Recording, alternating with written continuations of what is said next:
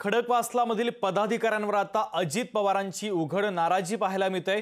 लोकसभेच्या प्रचारामध्ये आघाडी नसल्याने अजित पवार नाराज झालेले, तर सर्व पदाधिकाऱ्यांना तातडीने कामाला लागण्याचे आदेश देखील आता अजित पवारांनी दिले। सर्व नगरसेवक पदाधिकारी यांनी एकत्र येऊन काम करण्याच्या सूचना देखील आता अजित पवारांनी दिलेल्या आहेत। तर बारामतीमध्ये आपला उमेदवार ठरला असून कोणत्याही अफवांवर विश्वास ठेवू नका असं देखील अजित पवारांनी म्हटलंय।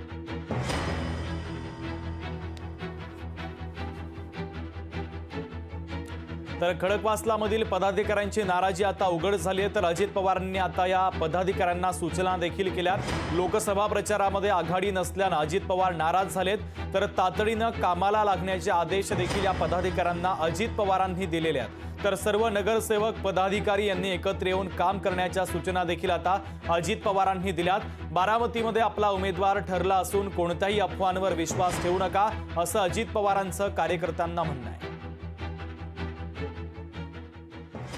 अमोल धर्माधिकारी आपले प्रतिनिधी आपल्याशी जोडले जात आहेत, त्यांच्याकडून महत्त्वाची अपडेट घेऊयात। अमोल, खडकवासलामधील पदाधिकारी नाराज आहेत आणि त्यांच्या नाराजीवर आता अजित पवारांनी महत्त्वाचं भाष्य केलंय। तातडीने कामाला लागण्याचे आदेश देखील या पदाधिकाऱ्यांना अजित पवारांनी दिले। अधिकचे अपडेट नेमके काय आहे? आताच काही वेळापूर्वी अजित पवारांनी बारामती लोकसभा मतदारसंघातील जो खडकवासला विधानसभा मतदारसंघ आहे, या मतदारसंघातील जे नगरसेवक आणि पदाधिकारी आहे यांची बैठक अजित पवारांनी घेतलेली आहे। या ठिकाणी अद्यापही उमेदवार घोषित झालेला नाहीये, पण सुनित्रा पवार या उमेदवार असतील हे आता दाट शक्यता अशी निर्माण झालेली आहे।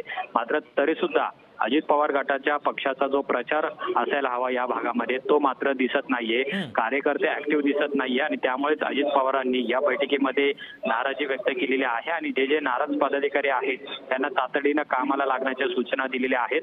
खडकवासला विधानसभा मतदारसंघातील प्रत्येक कुटुंबापर्यंत पोहोचा अशा सुद्धा सूचना अजित पवारांनी दिलेल्या आहेत। त्याचबरोबर एक महत्त्वाचं म्हणजे या खडकवासला मतदारसंघातील जे माजी नगरसेवक आणि पदाधिकारी जे सध्या शरदचंद्र पवार राष्ट्रवादी काँग्रेस पक्षामध्ये गेलेले आहेत त्यांना सुद्धा अजित पवारांनी फोन केलेला आहे। त्यातल्या काही नगरसेवकांना अजित पवारांनी भर बैठकीतच फोन करून आपल्या पक्षासाठी काम करा अशा पद्धतीची विनवणी केलेली आहे, पण अद्यापही त्यावरती कोणताही प्रतिसाद आलेला नाही। पण जे जुने नगरसेवक जे राष्ट्रवादी काँग्रेस पक्षामध्ये एकत्र होते, जे फुटून आता सुप्रिया सुळे यांच्यासोबत काम करतायत, त्यांना मात्र आता परत आणण्याचे प्रयत्न अजित पवारांकडून करण्यात येतात आणि त्याचबरोबर या खडकवासला मतदारसंघातील जे नाराज पदाधिकारी आहेत त्यांची सुद्धा समजूत काढून त्यांना जो काही निधी असेल किंवा जे काही त्यांच्या मागण्या असतील त्या पूर्ण करून तातडीनं कामाला लागण्याच्या सूचना देण्यात आलेल्या आहेत। त्याचबरोबर लोकसभा मतदारसंघामध्ये जे काही उमेदवारी बदलाच्या चर्चा सुरू झालेल्या आहेत त्या खोट्या असून कोणत्याही अफवांवर विश्वास ठेवू नका, आपला उमेदवार ठरलेला आहे आणि त्याचाच